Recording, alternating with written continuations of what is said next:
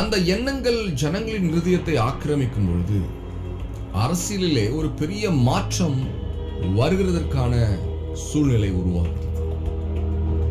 தேவனுடைய நாமம் மகிமைப்படுவதாக. ஹல்லேலூயா. அடுத்ததாக அவர் செய்கிற ஒரு காரியம், அவர் ஜாதிகளை பெருகவும் அழியவும் பண்ணுகிறார். அவர் ஜாதிகளை பரவவும் குறுகவும் பண்ணுகிறார் என்று பார்க்கிறோம். பெருக்கமும் அழிவும் பரவலும் குறுகளும் தேவனுடைய கரத்தின் கிரியையாய் இருக்கிறது. ஹல்லேலூயா. அவர் பூமியில் உள்ள ஜனத்தினுடைய அதிபதிகளின் நெஞ்சை அகற்றி போடுகிறார். அதிபதிகளுக்கு நெஞ்சம் உண்டு. அதிபதிகள் இந்த பூமியை ஆளுகிறதுனாலே அவர்களுக்குள்ளே ஒரு திட நம்பிக்கை உண்டு.